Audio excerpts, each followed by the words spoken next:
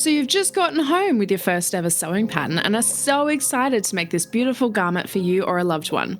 You open up the pattern with excitement and pull out a lot of tissue paper, and your excitement quickly turns to confusion and dread.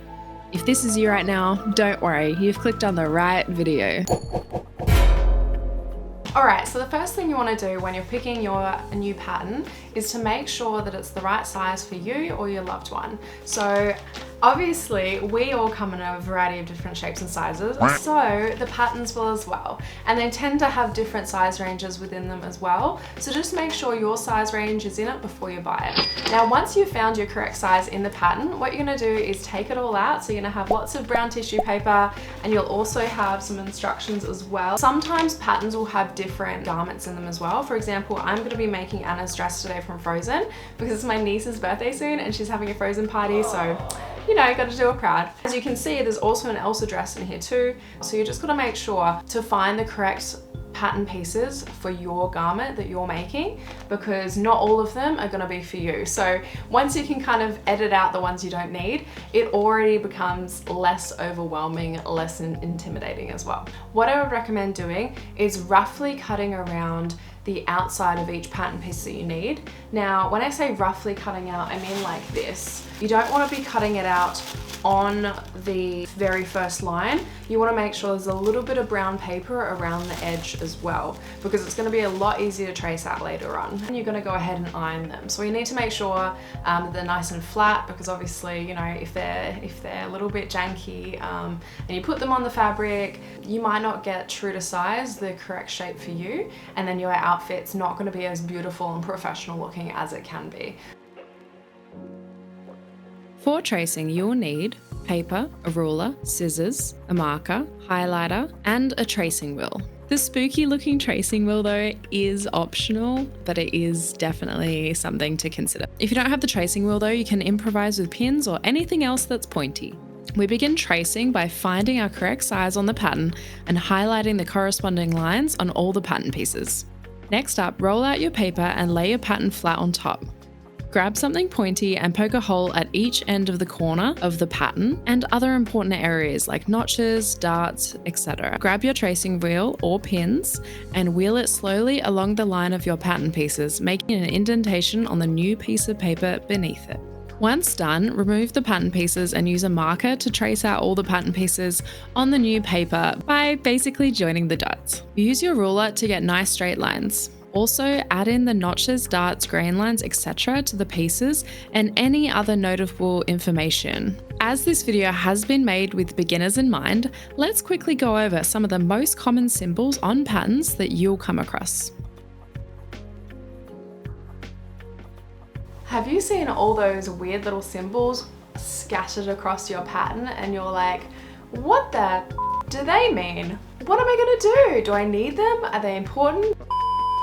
Yeah, they definitely are. But it's so hard to know when you're just starting out what all these symbols are supposed to mean. It can be very confusing and you're just like, they just look weird. So don't worry, I got you. I'm gonna run you through the most common symbols that you'll find across your pattern pieces and what they mean and what you need to do to make a beautiful garment. All right, well, we have got work to do, so let's roll up our sleeves and get right to it. Okay, the first one is notches. Notches are on your pattern piece. They look like a little triangle, or there'll be a little tiny line on the edge of your pattern pieces. Basically what that means is you're supposed to snip a little bit of the way in, not very far, maybe only like 2-3 millimeters in on the pattern piece, and then again on the fabric. They're a guide to help you match up two bits of fabric when you're sewing them together. It just makes sure that when you're pinning them, you can pin the notches together, so when you're sewing a beautiful line of your garment together, it'll match up perfectly and you'll have a very professional looking garment. Please remember them. And a sewing teacher once told me, if you have no notches, you have no friends. So I don't know, just go with it. Okay, so the next one is called dart or darts. So basically they're gonna look like very big triangles on your pattern, you'll find them around the waist or around a bust usually, because they're there to help create curvature in your garment and make it fit your body beautifully. Cut around them, notch each side of the dart. Once you have your pattern on the fabric, you can use tailor's chalk or you could use a fabric pen just to replicate the lines of the dart onto the fabric. So then it's much easier for you to sew it together and create that curvature in your garment, giving you a beautiful professional garment as well. Alright, the next one up is called the grain line. So the grain line is basically just a super long or short, depending on how big the pattern piece is, line with arrows on either end of it. The grain line is there to make sure that your garment drapage looks beautiful. It'll show you on your fabric which way the weave will actually be going. So when you put your pattern piece on the fabric, your grain line should be matching the weave of the fabric. So as I said before, it is quite important to do it because it's going to make sure that the fabric on your body is going to drape the best way possible for you. And then also as well, if you do have a pattern fabric, it's going to ensure that once all the pieces are sewn together on your body, the pattern is going all the right way down your garment as well. The next one is called cut on fold. It usually is on the raw edge on the front of the garment's pattern. So usually on a waistband or a collar or front of a skirt or a top. Let's talk about seam allowance. Seam allowance is the amount of space from the raw edge to the actual sew line that you're going to be sewing the fabric closed or together. Usually it's about 1.5 centimeters wide. If you look into your top or something, usually if it's not lined, you'll see some edge of fabric poking out, and that's what we call seam allowance. Seam allowance isn't usually shown on patterns these days, but you do want to make sure you read the instructions to make sure it is included in the pattern. 9 times out of 10 it is, and you don't really have to worry about it, which is great, but I would still recommend reading the pattern piece just because you never know, it might be an old pattern, they might not have included it, and if they haven't, that's okay. Just what you want to do is add 1.5 centimeters to each side and then cut it out on that line. So they're the most common symbols that you're going to come across. Usually in the pack of your pattern you'll get an instruction manual as well, and if you look in there, sometimes there is a key that will explain all the symbols to you as well. So yeah, make sure you check the packet for any additional information if there's any further symbols on there for you. Okay, so now I've discussed roughly cutting out your pattern pieces, ironing them and preparing them. We've talked about those funny symbols. Hopefully I've demystified them a bit for you as well.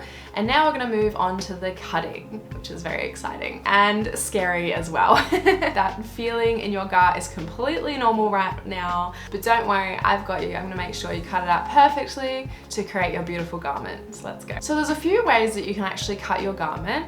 So the first way would be to pin your pattern pieces onto the fabric and then go around it and cut it out with fabric scissors. Another way you could do it is by grabbing lots of different weights. You know, it could be like heavy pots, or if you actually do have weights around the house, you can use the weights to hold down the pattern onto the fabric, and then you can use, I don't know what it's called, it's like a fabric cutter wheel, I think, but it basically looks like a pizza cutter but for fabric. Yeah, I don't know, but it works, so like, don't at me. So you can also do that method as well. It's completely up to you. Scissors work fine, the pizza cutter works fine. So yeah, it just depends what you're more comfortable with. And there we go, look, we've cut out all the beautiful pieces. They look gorgeous. Now it's time for the assembly. Now, as the intention of this video was to help you read and understand a pattern, I will just be breezing through the assembly of Anna's dress and cape from Frozen. But if you do want to learn more about how to make it in proper detail, that will be my next video coming out. I do actually live stream on Twitch as well, my Makers and Crafters cosplay streams. If you do want to come past and see them being made in the moment, feel free to come through. I'll link my Twitch in the description and pop it up on the screen for you as well. And there we have it. I hope I answered a lot of your questions about how to read a sewing pattern. If you do have any more, please feel free to put them in the comments down below. I'd be more than happy to help you out. If there's any other topics or things you want me to touch on as well in the future, again, put them down in the comments. I'll be happy to help you out. But I hope this helped you a lot. I hope you made the most beautiful garment in the whole world. I can't wait to talk to you guys again soon. Have a beautiful day, and I'll catch you next time. Bye.